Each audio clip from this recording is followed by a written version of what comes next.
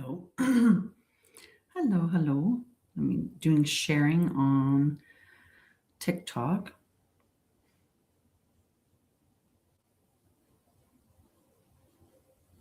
And then I'll be attention everywhere. So just let me do sharing is caring, correct? That's what I heard. That's what I told people. I tell them all the time.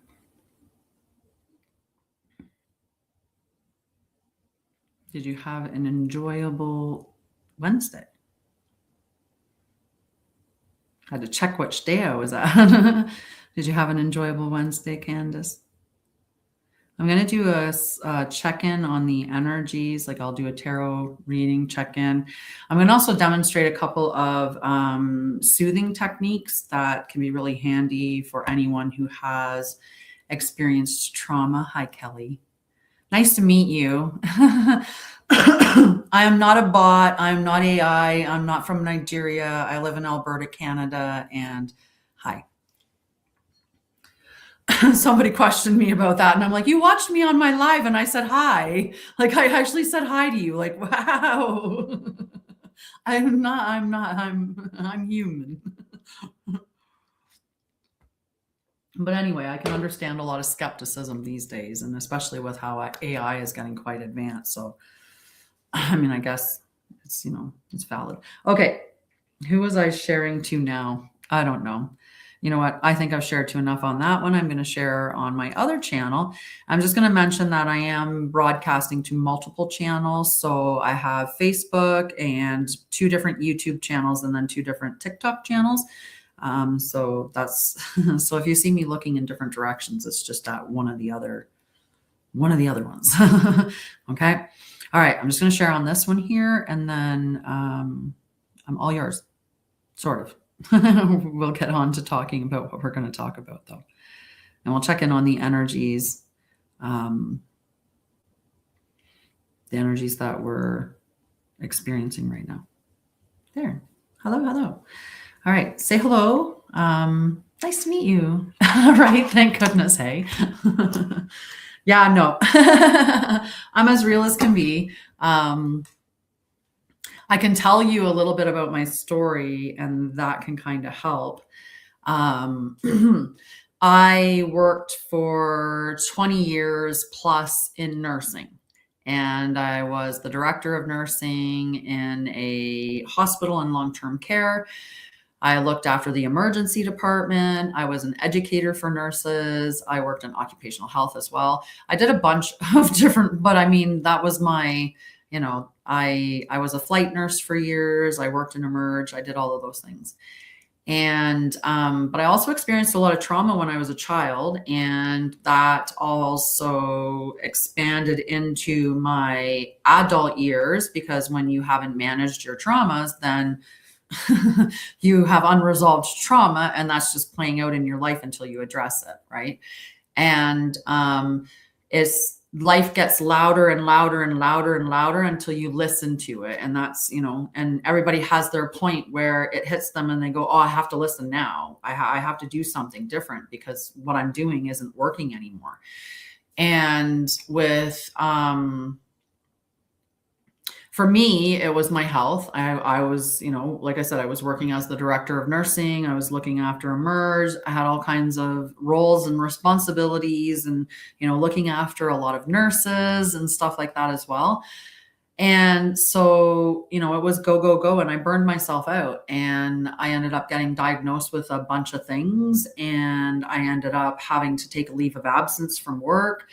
And I tried to do everything the way that the medical system said. I went to all the therapy. I went to all the group programs. I did all the occupational health therapy, all the rehab, all the, going and seeing a therapist. I took the medications that they prescribed me. I was a star patient. Why? I was a nurse. For one. And for two, I really wanted to get back to work because I did not like being at home and having my trauma really, really, really overwhelming me at that point, because there was nothing I could do to escape it. I had panic disorder and, like CPTSD. So, your childhood trauma, all of that stuff. I was diagnosed with multiple sclerosis. I was diagnosed with functional neurological disorder, anxiety, depression, panic disorder. What else did I have? Like, oh yeah, ADHD, maybe AUDHD, a little bit of sensory things for sure. But I followed all the stuff that everybody said to do. And then at the end of the day, I wasn't getting any better. And I just wasn't able to do the things that I wanted to do. I couldn't work because I was too sedated. Like the medications that they had me on to help me were just, I couldn't go to work like that. And I was looking at, oh my God, I might lose my whole career because I'm on these medications and they're not even helping me. Like I'm not getting better. I'm not getting back to work yet. And so I decided at one point that I was just going to take my health into my own hands. And so the first thing that I did was talk to my care team about going off the medications, like tapering off of everything until I felt different. And then at the point that I felt different, then we could look at adding medications back in or doing something, right? We could adjust it then. I was able to take all the medications away. They weren't actually helping me at all. And the combination of all of them felt worse at the end than what I was experiencing with my trauma or the panic disorder or any of that stuff.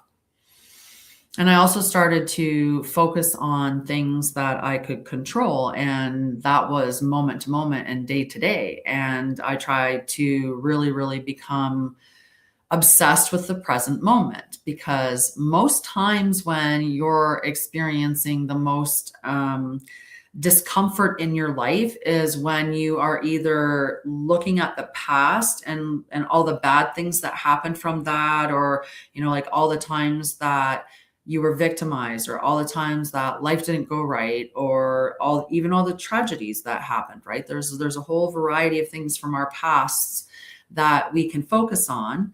And the other part is the fear of the future, because we think all those things that happened in the past are at some point going to reappear in the future in some other way, right? Like our history, right? So if you've had bad relationships, you think, then I'm going to have another bad relationship. You hope that you don't, like you're like not thinking, yeah, I'm just going to keep having a bad relationship. No, you hope that you're going to have a good relationship. But at the end of the day, you don't move into that space because, it's just, sorry, I lost my train of thought. I really did. I lost my train of thought. So I'm going to give a couple of soothing techniques today, and then I'll do the check-in, and then we'll check what else I'm going to talk about today. I have some notes that I wrote down. Hi guys. Oh my goodness, my tea is so hot. I really shouldn't be drinking it quite that quickly. Oh my goodness. Okay, so some of my favorite techniques to give to people. So I have a 10-day program on my website. It's self-paced. It's not a trauma program, but it does give you a bunch of practical tools that you can use that would help you to return to center, which is what the program is called. In that, there's a couple very, like there's all these practices that I do. But anyway, when we're getting into like actual trauma space, you need to have something that is very soothing for you, right? And when you, there's a couple of ways that you can do that you can soothe yourself, and that you can affect your nervous system as well, right? So an example of that is taking your hands and crossing them over onto your arms. And when you rub down in this direction, you're soothing yourself. And this is going to do something special, because when you're rubbing the outside of your arms in that downward fashion, it actually drops your brain wave into delta state, which is it would be the same as being a small child and having your mother like rub your back. Right? It's that soothing sensation and where your brain waves would go in that. So you can do the rubbing your arms, and it's very soothing. And this is also part of a technique called the havening technique. But I'm not going to go into that. That's a more advanced technique. But that will help you to soothe yourself if you are experiencing overwhelm with your emotions. And one of my other favorite techniques is I like to combine things together. I worked as a nurse. I studied spirituality. Like I've studied so many things because I love learning and I love creating things. So that's just, that's my thing. And this one technique, and it's built up from there. And if you give me one moment, I'm going to go and grab my one guidebook that I have, but just give me 1 second. I'll be right back.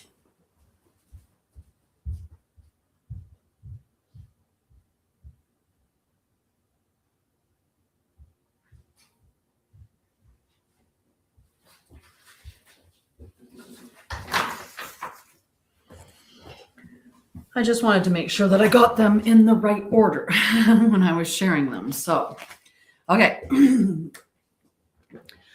So there is one of the things, like I said, we're not in the present moment, right? We're either in the fear of the future, like forecasting, or, sometimes we're fortune telling, right? Like something happens between us and a friend and we're in our head going, oh, it means this. And we're making all these assumptions, right? That's us foretelling what we think is happening, right? Or trying to mind read. We think we know what the other person is thinking or what they're doing. So, we want to bring ourselves into the present moment, and we can also help ourselves because of our breath, right? Your breath is the break in your nervous system. It's the one that's going to slow everything down. So when you start to notice that your breath is up here, you want to make sure that you're getting it down into your tummy, right? Because it's not helping you up here. When it's up here, there's a risk of hyperventilating. There's, and that's not fun. And, if you've experienced a panic attack, that's not fun. So what we want to do is we want to keep our nervous system as low as possible, so we have the most room for any of the stressors that are coming at us every day. Right. And when we're doing healing, we want to make sure that we have safety, we have soothing, and we have containers. And whenever I do sessions with people, that is my first thing that I look at. So I do trauma and nervous system support sessions. And in those sessions, my number one thing is ensuring that you have safety, that you have ways to soothe yourself, and that you have containers. Because I know I was the same way. I was like, oh my God, there's so much that I experienced. Oh my God, it's going to be all of it at once. And it felt overwhelming. And I used to talk about how it's like a dam and you feel like the dam is about to burst. And usually the reason why it feels like that is because you've ignored it for a long time and, haven't really allowed yourself to maybe experience your emotions the way that you should be experiencing them, or, grieving something. There's a lot of emotions that we hold on to and that we repress. So this is a beautiful technique that allows you to come back to center, and it works on a couple of different things. So I'm going to explain it all. First thing you're going to do is rub your thumb against your finger. Okay, so this is grounding you into your body, because you're going to focus on the feeling of touch and the sensation. Like you can feel your fingerprints, right? You can feel that, and focusing on that brings you into your body. And you can do this anywhere. You could have this in your pocket. You could have it underneath your arm. You could just be sitting there like that, doing it. You could be at work, sitting underneath, have your hands underneath a desk and be doing that. Nobody would even know. And that's the beauty of it, is you can take it anywhere you want to go. And you need to have portable soothing techniques that work for you when you're out in public, because unfortunately, those things don't always just wait until you get home and you're all in your safe space. A lot of times the things that happen to us are going to happen to us outside somewhere where we are less in our safe zone or in our comfort zone. So you're starting with that. The other thing that you want to do is always remember that the breath is the break in the nervous system. I can't tell my heart to just beat at 70 beats a minute, right? It's not going to listen. It's not going to just like, okay, bump, bump, bump, bump, bump, right? It's not going to do that. But I can control my breath. I can deepen my breath. I can extend the exhale. I can breathe in a box formation. There's so many things that I can do with my breath, right? And you find the breathing patterns that work for you because you're different than me. In a lot of therapy, they teach the 4-7-8. So you breathe in for 4 seconds, you hold for 7, and then you exhale for 8. Some people aren't okay with that, but the box 4, that's one that's trained in military to keep them calm under fire, like under literal fire, is the box 4 breathing technique. And that's where you inhale for 4, hold for 4, exhale for 4, hold for 4, and you just keep doing that box. In, hold, out, hold, in, hold, out, hold, right? That's the box 4. And you can change it. You can make it a box 5 or a box 6, whatever you feel comfortable with. Heart-focused breathing is a powerful tool. It allows you to keep your brain and heart in coherence, and that keeps you more in the driver's seat and in control of what decisions that you're going to make. And it all, like, and it's just such a powerful thing for your nervous system, right? So if you're breathing in and out through your heart space, 5 seconds, that's all it is. You're just focusing on your breath coming in for 5 seconds and out for 5 seconds. And you can put your hand right on the center of your chest and just focus on it. Now, why did I say the center of your chest, right? It's not because your heart's sitting right in the center of your chest, but your heart chakra is, and that's the energy center. Your heart is slightly to the left-hand side, tips down with the apex at the over here. But when you bring your hand, like especially like my left hand across, it's coming across across my heart and sitting on the center of my chest. So my heart is still being touched, right? It's still being connected. So when I say the center of the chest, it's not because I'm telling you that your heart sits in the center of your chest, because it is slightly to the left. Okay. So breathing in 5 seconds, out 5 seconds, it's as simple as that to do heart-focused breathing. And then you can add a positive thought to your head, which would turn it to the quick coherence technique. When I do this one, the biggest thing that you want to do is inhale all the way into your tummy, and then you want to exhale nice and slow. Hello, love. Thank you for coming back and joining me today. So it's just a nice, slow, lengthy exhale, right? You want to bring everything down, and that's your break. So figure out a breathing technique that works for you. So you've got your fingers doing the sensation, grounding you into your body. Now you're applying a breathing technique to slow you down, to put that brake on your nervous system. And now we're going to go through a series of questions. And why are we going to do that? Well, because one of the biggest things that keeps us in that cycle is our brain spinning, right? Going over and over and over and over things, right? Like our brains are typically, and it's our ego. It's that ego mind that's going, oh my God, look what happened before. Like this is going to happen again. And oh my God, like, and we turn things. Like there's so many times that our experiences that happened before, we have twisted them in some way, where we then become deprecating towards ourselves, like calling ourselves names and stuff. So the thing to do is take control of the thoughts. So we can do that in a really cool way. So you're doing this and you're slowing down your breathing, and then you're just saying in your mind, where am I? Here. What time is it? Now. Who am I? I am. And then these are 2 extra ones. And I'm putting together a oracle deck that is going to be based on my trauma healing stuff. So it's just going to be, I'm looking forward to it. So the next 2 questions that you're going to ask yourself is, what is happening? And you're just going to state the facts. And that's a big point. And then the next question that you're going to ask yourself is, what do I need? And because you've slowed your breathing down and you've brought yourself into your body, by the time you get to that point where you're asking, what do I need?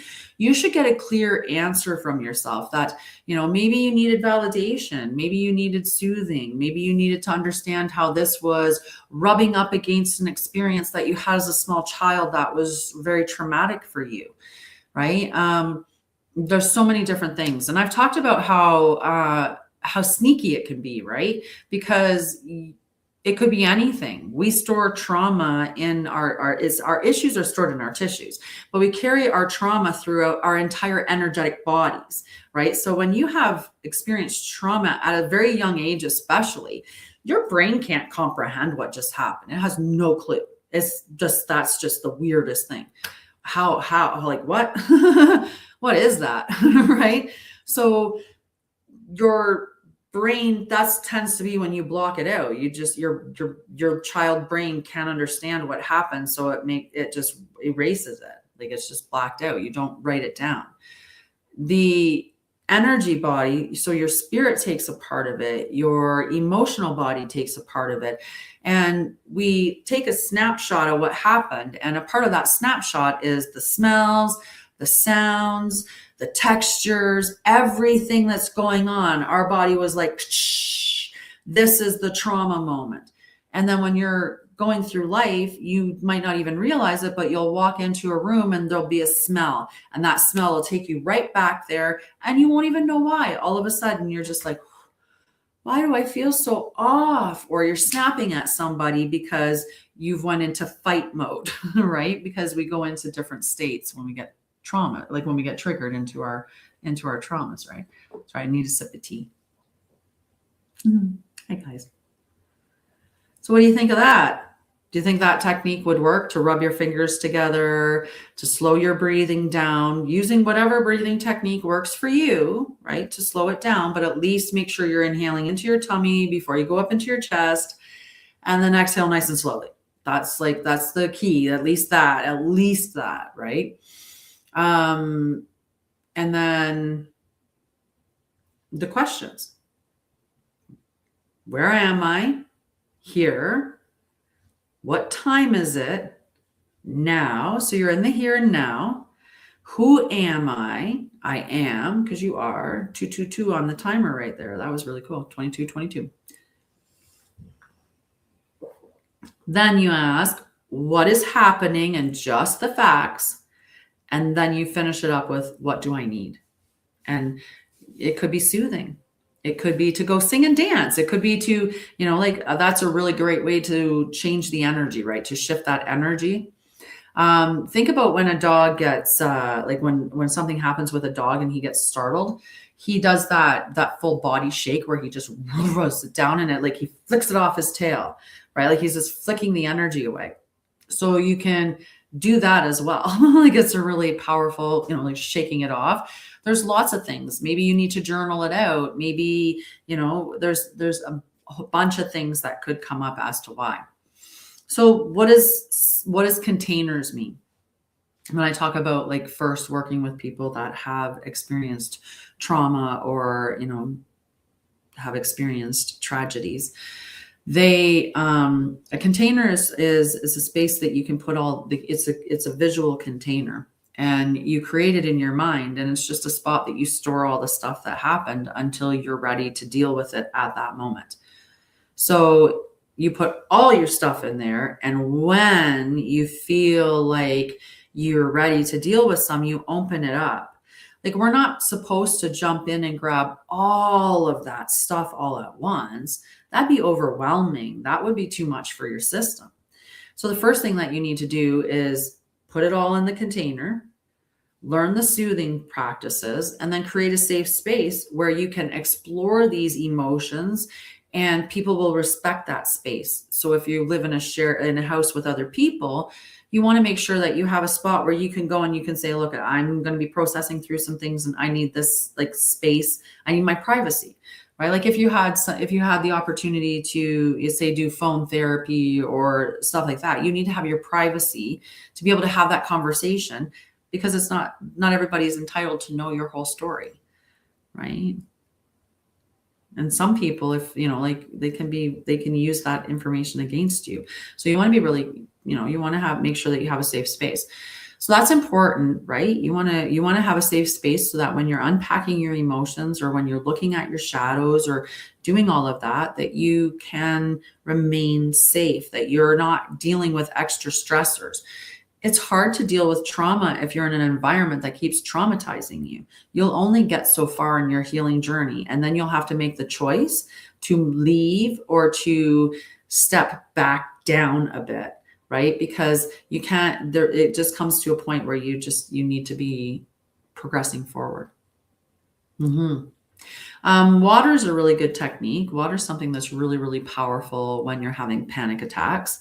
One of the things that you can do is turn the water on cold, and then run it over on your wrists, right? And it's very, very sensitive, right? And the cold shocks you out of it. Okay, you can splash cold water on your face. If you have ice pack on the chest, ice pack on the back of the neck, like those things are, hello, how are you, love? Right? There's all kinds of different techniques.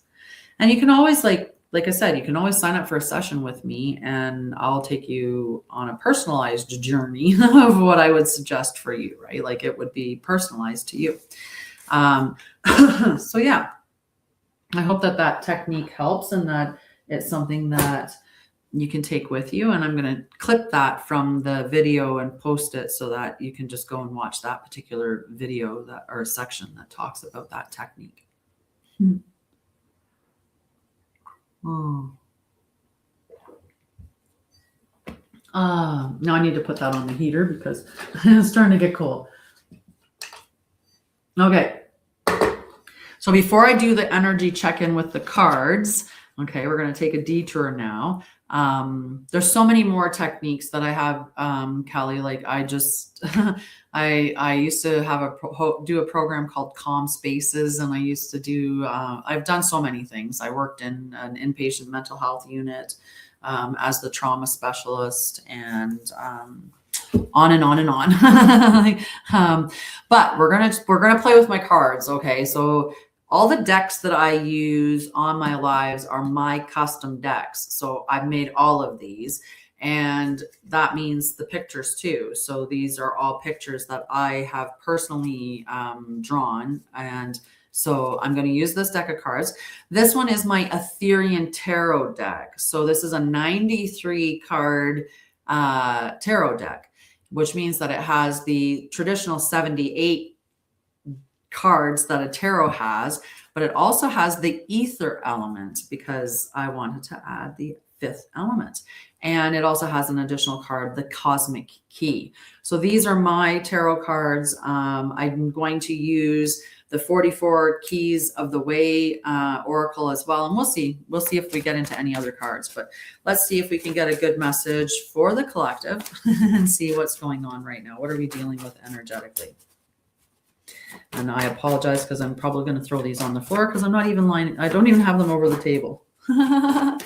Yep. Like I said, I'm not even sitting over the table, so they're going to go on the floor.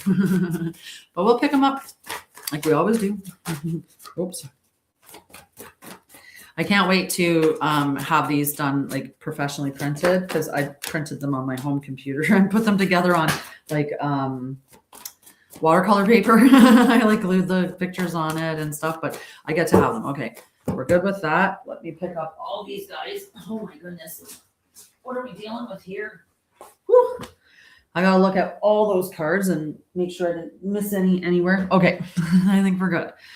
All right, now I gotta sort them because you know me, I like to do my ups and downs. Ooh, we got a lot of interesting cards here.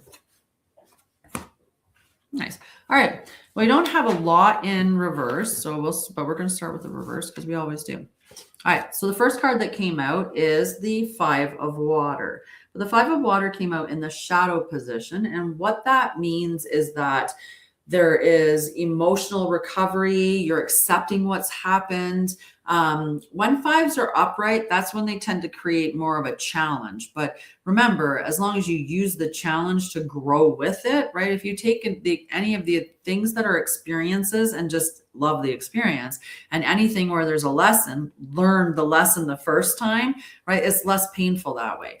But this anyway is talking about emotional recovery, because like I said, fives in reverse are sometimes the better meaning in that sense. So there's forward movement that's happening. Maybe there was a shift of perspectives, and now that there's just gratitude for what remains. And I know I've experienced this within my own personal life, where there was stuff that happened, but at the end of the day, the two people came to the table as adults and worked it out, and it's beautiful, right? And so that's that emotional recovery, and now there's this gratitude for being together. Hi. What do I think you should do about what? So the next card that came out was the 10 of air in the shadow position. And when the 10 of air is in the shadow position, it can speak of like just difficulty accepting change, or a little bit of resistance to change. Like that difficulty letting go, right? And sometimes we hold on to our pain because it almost validates our experience. So if we can hold on to that, it kind of justifies something. So we have to kind of look into that as to why are we holding on to the pain? Like, why is it that we don't want to release it? Sometimes when we're looking at grief, the reason why we don't want to release that is because we feel like it's almost like being unfaithful to the person who has passed on.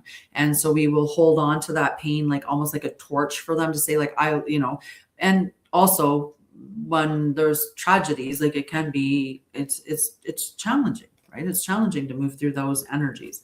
They can be really overwhelming. So the 10 of air is the death of the old stuff. Like that's what you're supposed to. You're supposed to be letting go of the identity, because this is mental when we're looking at air. Water, emotion, air, mental. All right. So we also had this beautiful death and rebirth card, but in the reverse position. And this is the major arcana that represents Scorpio. So you see this little M there with the tail. So when it's in the reverse, again, it's speaking of that resistance to change, fear of letting go. It's just a confirmation for this. So mentally and otherwise, so there may be other ways in which we're refusing to let go, right?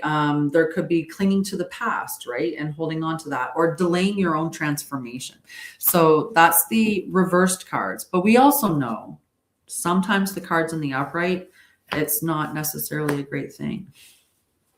I'm going to start with air, because airs tend to have the most challenging aspects to them when you're looking at tarot.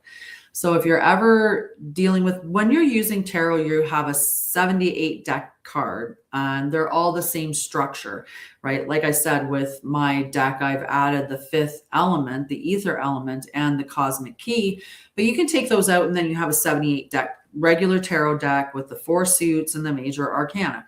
They all follow the same structure, right? So fives are challenges. Hi, Craig. How are you? So when we have a 5 and an upright, it can be talking that there's some conflict, right? There could be dishonesty or manipulation, or a victory that was won, but it kind of feels a little bit hollow, right? That's the energy of the 5 of air. And what it is it's asking you to discern truth from illusion. And if something feels off, trust yourself, right? Just listen to yourself. And we should be working on our discernment, right? One of the things that AI should be teaching us is to better our discernment, right? How do you know that the person that you're that you're interacting with someone, that's human? And as AI gets better and better and better at it, it'll be more harder to tell. So the only way that you can prepare yourself or protect yourself is to get really good at discerning what is true, right? So that takes time and delving into your body. Okay. So the 5, one of the things that I always like to share about when you allow the conflict to challenge you and you rise to the occasion, conflict is one of the best things for growth. for everybody.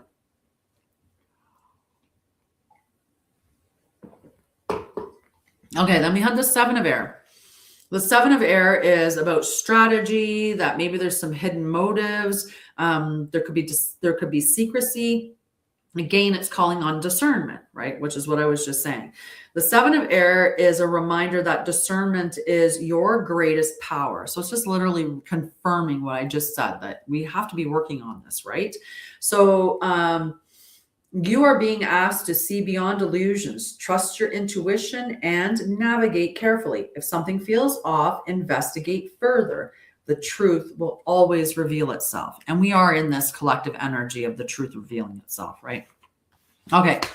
So then we have the Nine of Water, and the Nine of Water is a beautiful card. I actually love the colors. Right? Isn't that, it is, it's beautiful. Oh, I love you, love. All right. So then this is emotional fulfillment, right? This is the wishes granted. So because of the work that we do, that's when the rewards come in, right? That's when we level up to, another space. And maybe that part of that space just means you have more peace in your life. Maybe you have more ease in your life. Maybe you have more joy in your life, whatever it is that's aligned for you, but there's something that happens. And a part of that could be that, maybe your actual wishes are being granted. Maybe you were asking for $10,000 a month minimum, and all of a sudden you're making 15, right? And it's just like that. Maybe it's, you were hoping to win the lottery so you could have a whole year of everything paid for a whole year. Like, who knows? I'm just saying, whatever it is, that's what the wish could be being granted at this time. That's the energy of this beautiful Nine of Water. Okay, so the Nine of Water reminds you to celebrate your journey, acknowledge how far you've come, and embrace the beauty of your manifestations. This is a moment to bask in the energy of abundance and know that your heart's desires are aligning perfectly within the universe. Okay. All right. So we got two other cards. We've got these are both major arcana. One is the 8 or the Strength card, and the other is 10, the Wheel. And the Strength card is the card that represents Leo. And it is talking about that inner strength and resilience, right? It's that resilience and that inner strength that you're cultivating that is bringing you to the level of receiving all of the wishes, of having them granted, right? Because you've shown how steady you can remain in spite of the chaos that's going on around you, right? Or you're embodying the truth. You're living your truth. And that's a beautiful thing. The universe likes to reward people who are living their truth. So truth strength is not about control. It is about alignment with your highest truth. Lead with love, stand firm in your power, and trust that your courage will guide you through any challenge. You are stronger than you know. And it's true, you are. You've overcome everything up until this point, right? You have survived until this point. You are so much stronger than you know. All right. And there's lots more ahead for you.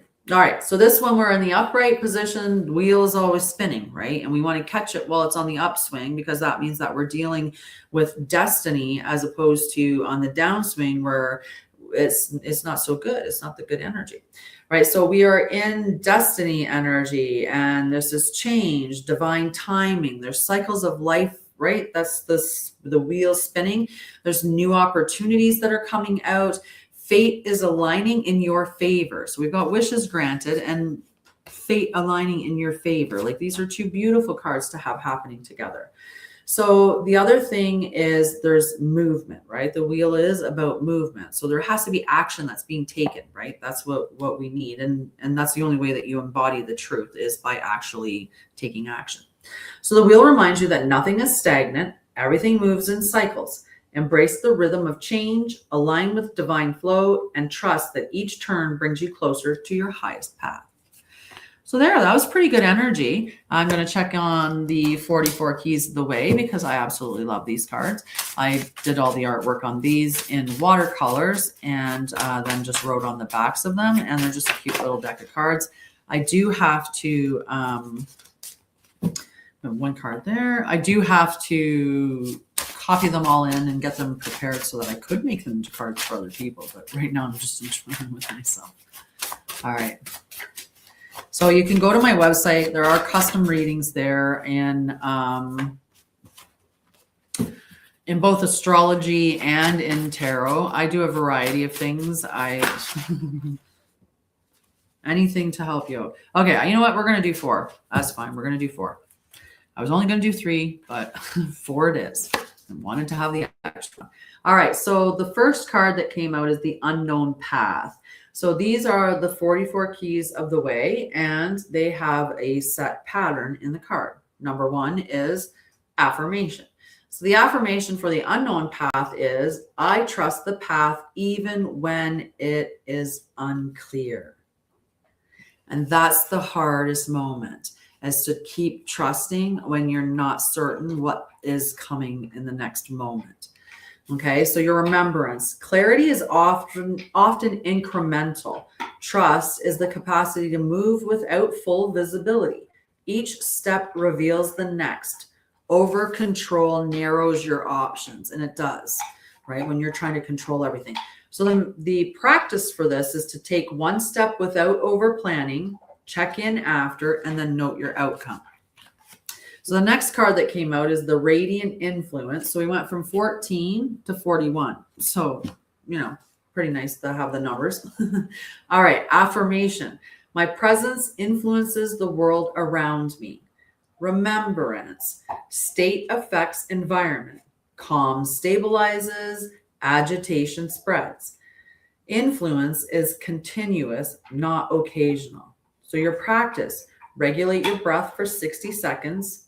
Enter one interaction calmly, maintain your tone. So that's a good practice. All right, so we had the breath of life that came out next. And the breath of life is number 5, affirmation. My breath reconnects me to the source of life within. The remembrance. Breath regulates the body and clarifies the mind. It is always available and always current. When you lengthen the exhale, the system settles and perception sharpens. Breath is the simplest reset. Practice. Inhale for 4 seconds. Exhale for 6 seconds for 2 minutes. Relax your jaw and shoulders and notice the shift. All right, last card, because this one wanted to be seen for some reason, so it must be important for somebody. And this one here is the Returning Flame, number 11. Affirmation. I always have the power to return to alignment. The remembrance. You will drift. Returning is the practice. No distance is permanent. Each return strengthens the pathway home. Consistency matters more than perfection. Your practice. Pause, take one deep breath, say, I return, and then resume with one clear action. So those are the cards for today. How did you like those? Did you see that? Do you see that showing up in your life right now, that type of energy or those types of experiences? I mean, I'm taking the wishes granted. I'll claim that.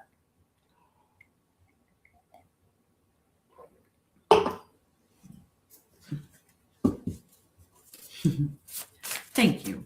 I appreciate you though. So I'm going to check in. I wanted to see if threw this one on the ground. Which card is this? Okay. So, right? Isn't that lovely? So these cards are my truth and discernment cards, or Christic discernment. I haven't settled on the name entirely yet, but these cards have a very small little message, right? They're usually just like little clarity, right? It's to give you indication on how that you can either in your body, which is the blue, is the green section is body, or in your mind, or in your energy field, or just in truth. How can you know whether it's true or not, aligned or not? Like, how can you sharpen your discernment? So the card that came out with this one is number 10, and is talking about tight shoulders. So if you're experiencing tight shoulders, what that means is that you are carrying unnecessary load. So there's something that you're carrying that maybe doesn't belong to you.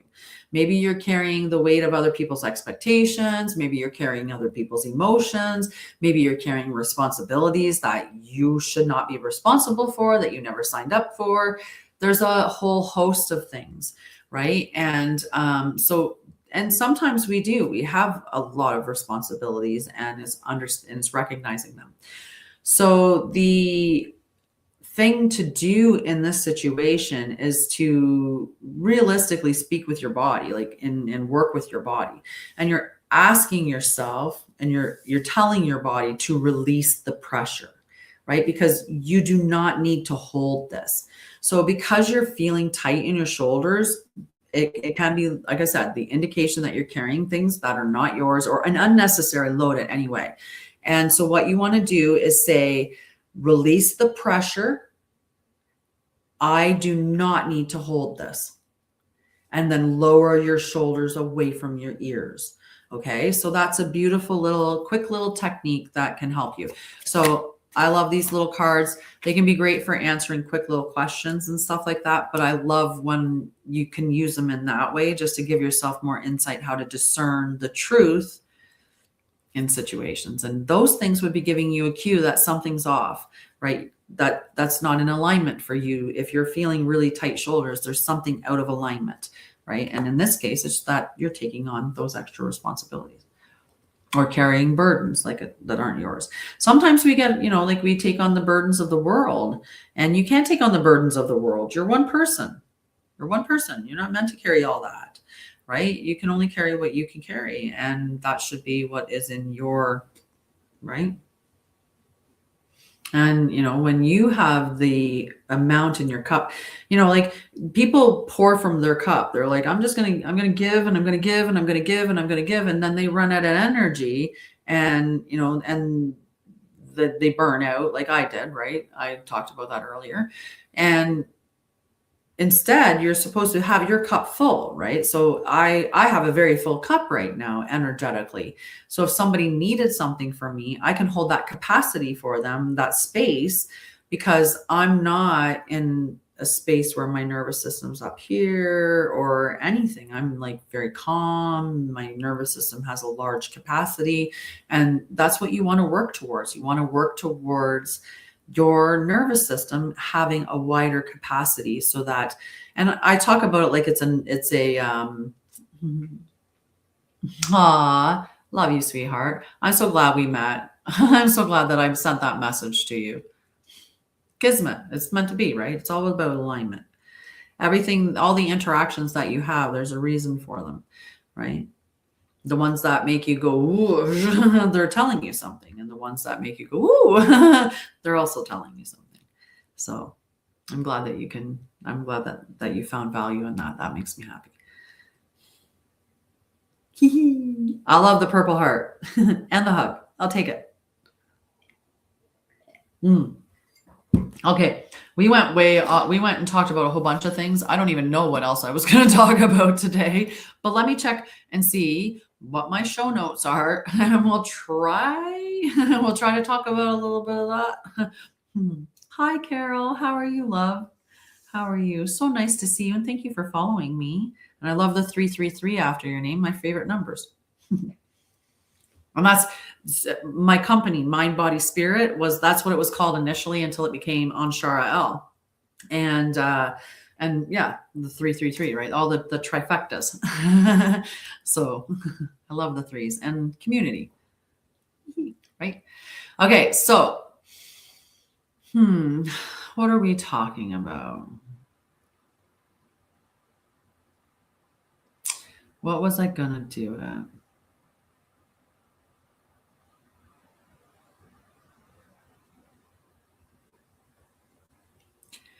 Yeah, I don't know if I'm like digging any of the stuff that I wrote down for my notes. We had a better talk when we just went and talked, and I kind of like that. So we can just talk, and you guys can ask questions, and I can always pull a card.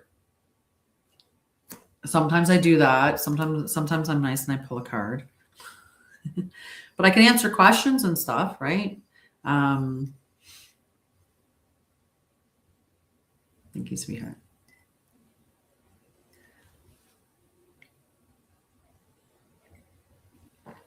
Put that back on the top, on that. Keep it hot. I love Jesus too.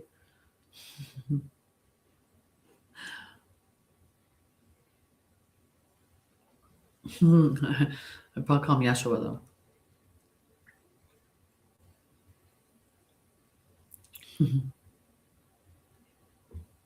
No questions? None? No cards? None? Nobody wants neither?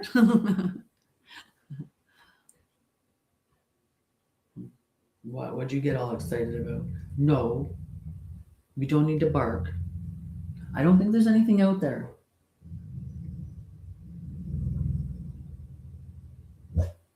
There's nothing out there.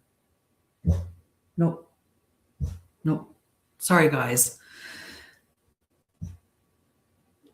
Oh, I don't do questions like that. I would pull it like I don't do questions like that. Nice. Let me see. Let me see. Let me see. Okay.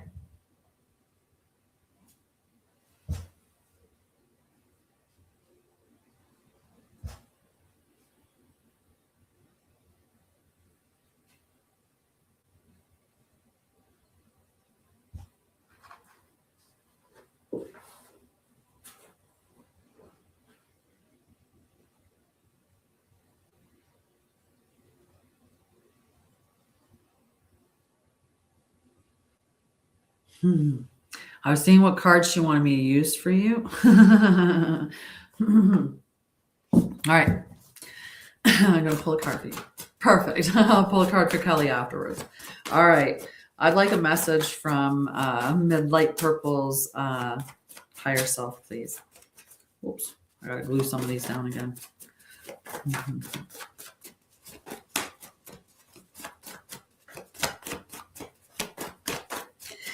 It's like, there's that wondering whether or not you're on the right path is coming up, and your higher self wants you to know that you absolutely are.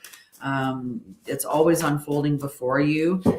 Pay attention to the patterns that come up in your life, because the patterns that come up in your life are telling you where maybe you're resisting change in some way.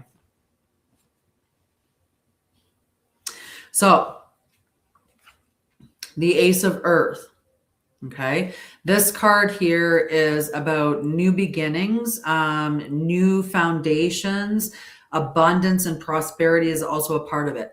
Aces contain the potential of the entire suit, and the Earth suit is about, at the end of it, is the King of Earth, and that's like legacy wealth, right? So there is the potential of that in every ace.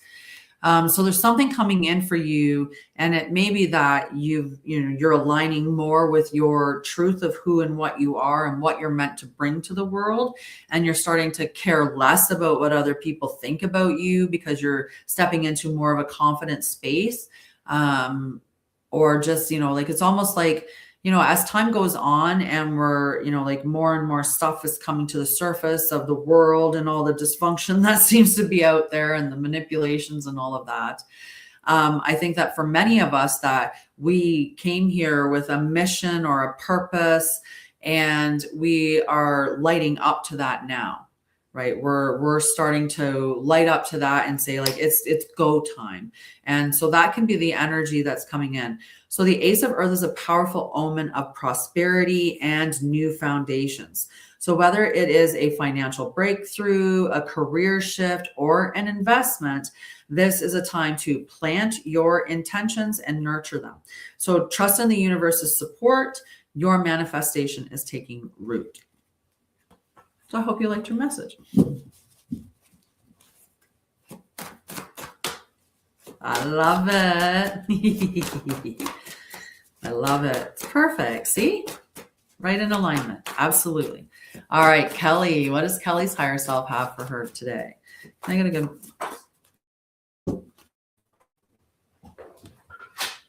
Okay. So your higher self showed up with the Two of Fire. Okay. And the Two of Fire in the reverse decision. In the reverse position.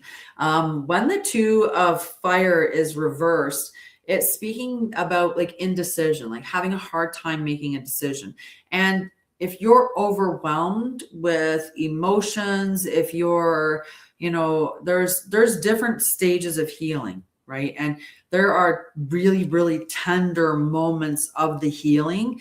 And in those moments, your clarity is compromised, right? If you feel like the dam is about to burst on you, then that's a very overwhelming feeling. So you're going to want to brace for that. Like, it's not you're not going to be clear in your head to be able to make big decisions and stuff like that. There could be hesitation, and if your viewpoint or perspective is that I have to drink the ocean in one swallow, as opposed to taking a cup and sipping one sip at a time.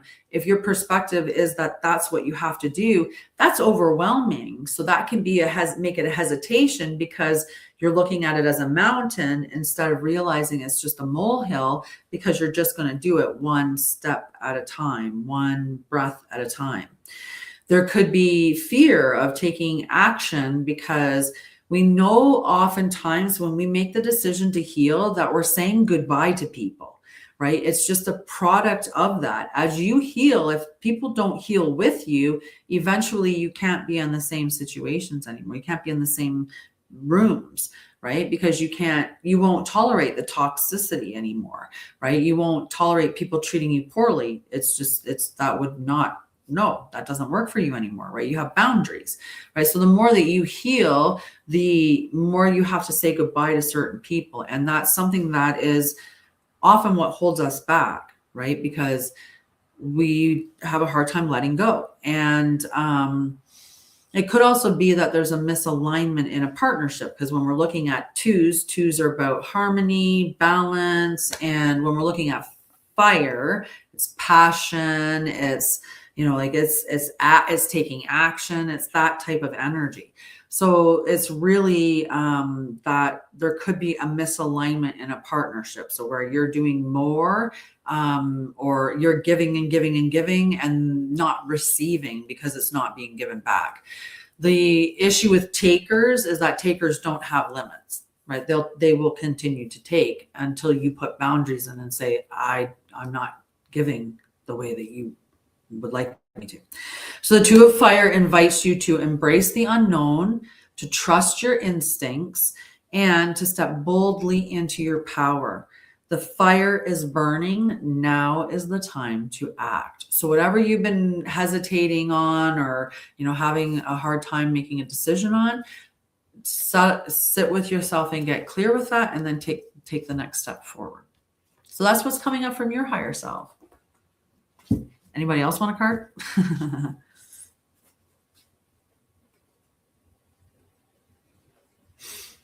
My description that I wrote down for this live is nothing at all like we ended up talking about. I don't even remember anymore what I was talking about.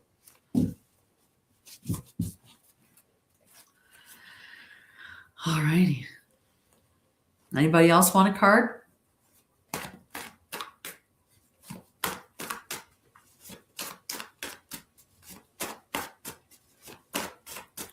Sending you so much love, right? Like every part of your journey, and especially when you're going to, work on healing things, when you're going to go into shadow work, like bravo, because there's a lot of people out there that aren't doing it, right? They're content with the life that they're living, right? They just content with staying in that same position. Right? Some people, like we identify with things. And one of the things that we identify with is our past. And sometimes we identify with that victim that we were. But we have to remember, we're not a victim. We were victimized in that moment, but we are a survivor, or we're a warrior. We're not a victim anymore, right? And we stood up, we continued on, we fought through it. So you're definitely a warrior. Okay, Carol.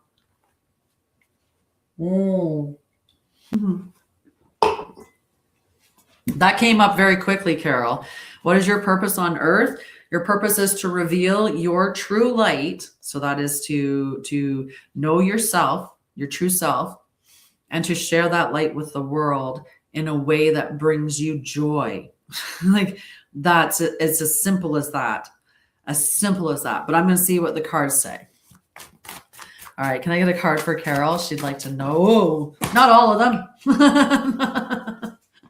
Not all of them. All right. What do we get? There's a lot of water coming out. Like a lot of water. Like you've got a lot of power with emotions. Like,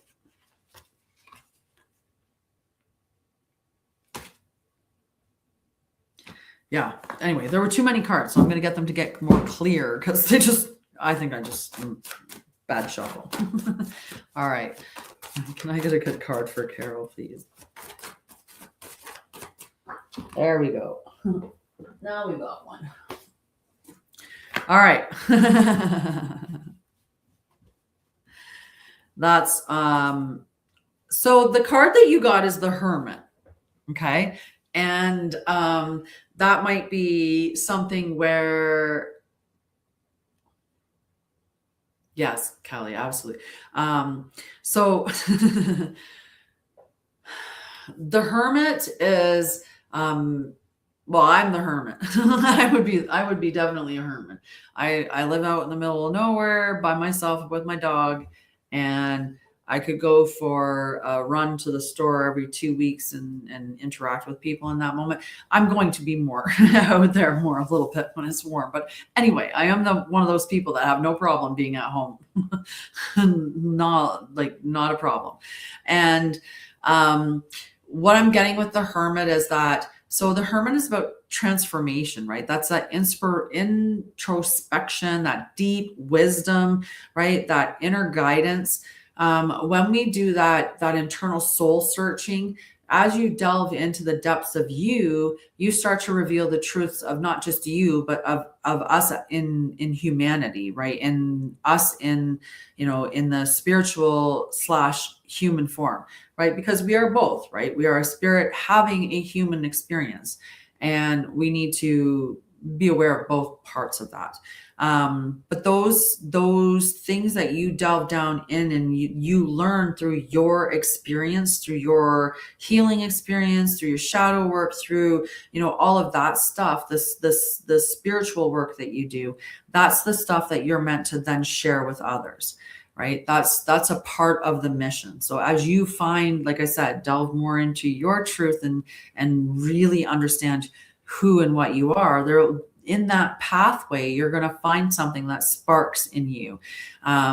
For me, when I went through my healing journey, I was just like, oh my God, I know what needs to happen. I know what people need when it comes to healing trauma. Like, it's not just like, you've got to have your mind, body, and spirit. Like, all three pieces of it need to be healthy to have a healthy self.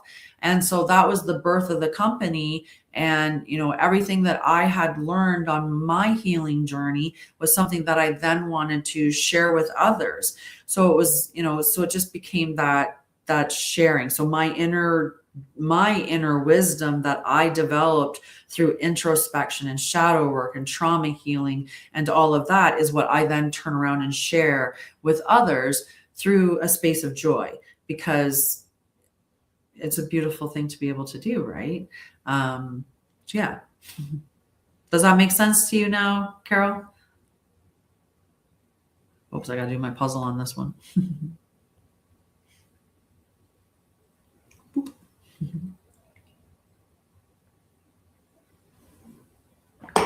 And there, that tea is done. I love it. So do you have an idea what that applies to for you?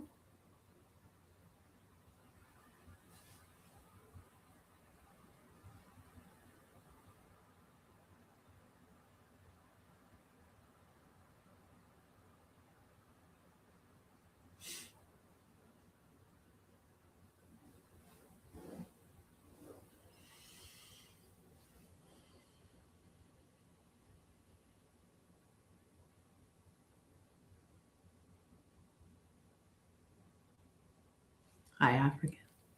Not at the moment, no. Well, you can always get on I do offer a free call at my website. You can always hop on the phone or hop on a call with me and we can have a chat. That's always in possibility. Or you know what? I'll do your natal chart. I'll do your natal chart because that would give you a lot of indication. I use True Sidereal, and that's what I teach on the Sundays. I look at the celestial outlook, and typically when I teach on Wednesdays, I loop that in a little bit and look at like what the energies are that we're experiencing. We're just about to hit Aries season on the 18th. That's when it officially becomes Aries season. We have a new moon in Pisces on the 17th. It's a late stage Pisces new moon. So yeah, but I do work with True Sidereal, which is the living sky. I don't work in tropical, which is what mainstream astrology uses. And I do really big readings on that, which give you a lot of insight into exactly what's your sun's. Do you know what your sun sign is in tropical astrology, Carol? Or do you know any of your signs at all? Or because sometimes people know their big three or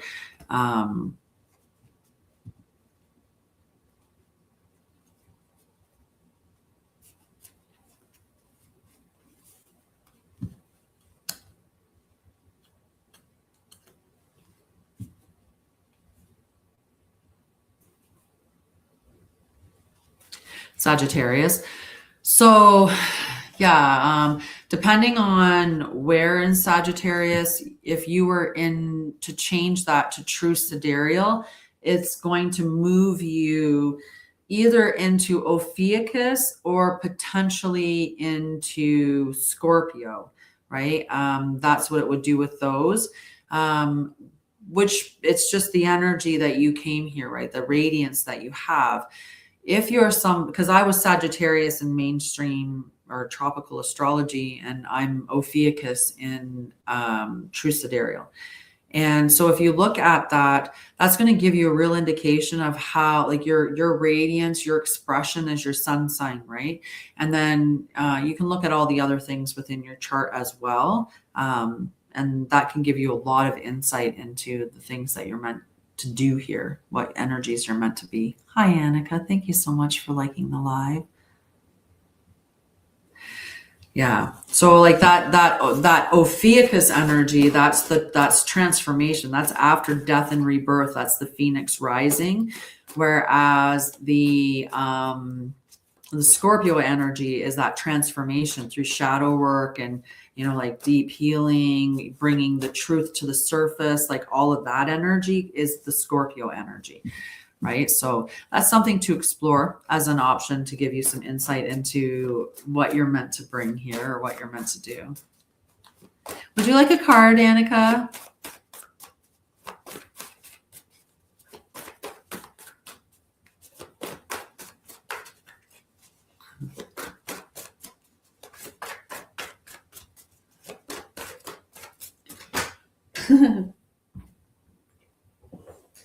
It threw a whole stack, so we're going to ask it to get clearer than that. We can't have 5 cards. No, 1 card. All right, just be clear. What message for Annika, please? Here, just 1 card.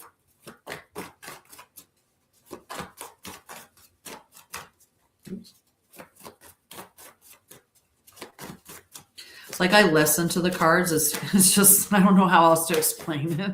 That's what it looks like too. I'm like, what are you saying? When do you want to stop? Right?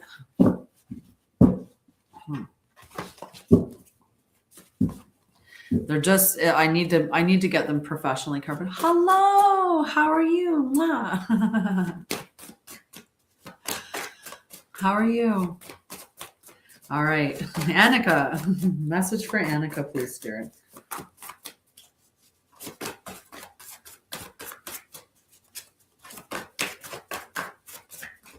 Well, she's being picky. Oh. Okay. We have the 4 of Earth, but the 4 of Earth came out in the inverted position. So in the reverse, it has a different meaning. So in the reverse, it can talk about fear of loss. It can be talking about greed, which is an aspect of it, resistance to change, and then over-attachment. And what the 4 of Earth is like that clinging to something for fear of that's not coming if you let go of it. So sometimes we do that with money, right? We'll hold on to it and we won't spend money because we feel uncertain of when more money is coming. But what happens when we cling to something like that and we don't allow money to remain what it is, which is currency, which means it's supposed to be flowing, and money likes to be shared. That is the energy of money. So when we change our relationship with money, that definitely like changes everything. But this one here could be like that clinging to it because it's that fear of letting it go. It could be even identities, right? When we're looking at the earth element, this is our worth, right? Earth equals worth. So when you're looking at that and your worth is indicative of your money, right? If you have a higher level of confidence, especially in your gifts or your skills, right? If you have a really high level of confidence in your skill set, then you're more likely to make money, right? If you have a solid sense of self-worth, right, then you're more likely to make money. But when we have been raised in environments where there's all kinds of like crisscrossed stuff around money, like be a good girl, money is the root of all evil. Well, how can you be a good girl and have money? So we have a push-pull relationship with it sometimes. So this is just saying that rather than clinging to it, allow there to be a flow, right? It's like if it's a relationship, then within that relationship, you want to, like a free bird, right? We want to have an open door. Like a caged bird isn't free, right? And so in a relationship, when we close that, if it's that kind of a concept, then it's, we have to allow that person to be more detached, allow that person the freedom to, when we cling too hard, it makes them not want to stay, that kind of energy. So the Four of Earth reminds you to examine your relationship with stability and control. Are you using your resources wisely, or are you being afraid to let go? True abundance flows when you find the balance between saving and sharing, structure and flow, holding on and letting go. So there, Annika. And hi, Mila. I don't know if you left, but hello, Mila.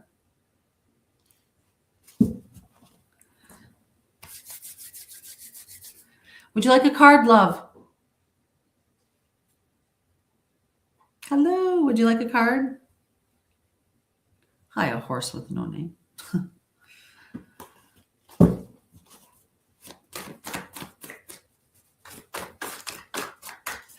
Can I get a card from Mila, please? Spirit, good card. What's the matter? Oh,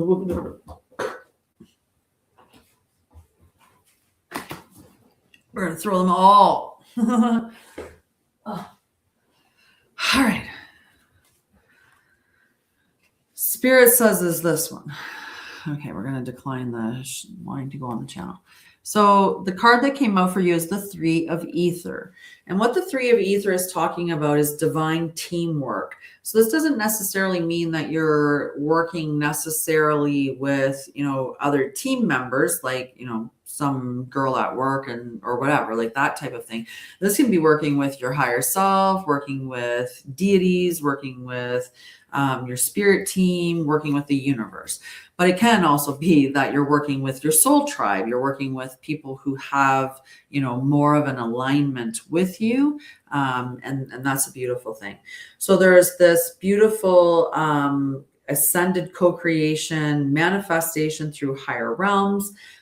There is this conscious expansion that's happening for you and alignment with universal forces. So the Three of Ether is a call to create with the universe, not alone. Okay. We always have partnership with the universe.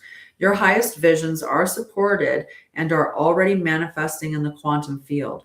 Trust the divine unfolding and watch miracles take shape. That's a very good reading for you. Hello. How are you? All right, Anshara'El, would you like?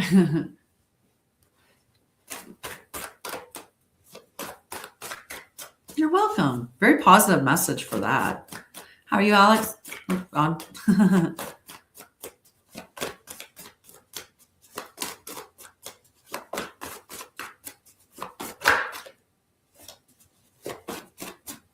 I'm just shuffling them for a minute.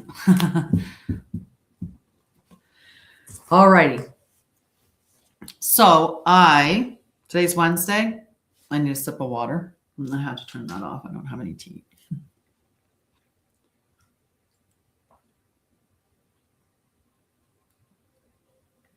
Or a drink. I'm going to put lemon in my water. I got a lemon seed. All right. The next time that I'm live is on Saturday. And on Saturdays, I do the collective check-in with the cards, and then we do a global meditation. And I believe that I'm going to change that to Saturday evening. Currently, I was doing it at 10:45 in the morning. But I think I'm going to move it from there until 7 p.m. Mountain Time. So at 7 p.m. Mountain Time. So right now we're at 7:44 p.m. for me. So it would be 44 minutes earlier when we start. And I think that would work. It would be 9 p.m. Eastern, as an example of a different time zone. And so we'll do a collective check-in. We'll just see what the energy for what we're dealing with collectively. And then we'll do the global meditation. Okay. And we're going to focus on some really powerful things. I work with sacred geometry as a part of it to really enhance the meditations that we do.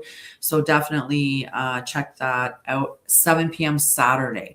And then on 6 p.m. Sunday, I will be doing the celestial briefing. So we'll be looking at the living sky. That's what I work with, is the actual living sky. So where is the sun right now? And the sun right now is in Pisces. So anyway, I work with the living sky. I look at all the planets and their transitions through all of the celestial bodies. And I include Ophiuchus because that's a part of the living sky. And I talk about how those energies affect us and how to best work with the energies in the week ahead. So that's on Sunday nights at 6 p.m. Mountain or 8 p.m. Eastern. And again, the meditation is going to be moved to 7 p.m. and Mountain or 9 p.m. Eastern, because I have an opportunity to go to a farmer's market during the day. And I have a nonprofit. I'm wearing my shirt. That's what the QR code is that's up on the screen on this one here. It actually takes you to the Hugs for Homeless donation page. So there's a variety of different ways that you can get involved with Hugs for Homeless, but it is my passion, my purpose. It's the humanitarian arm of all the stuff that I do. And so yeah, we gather donations and we put together backpacks and distribute them into the unhoused communities.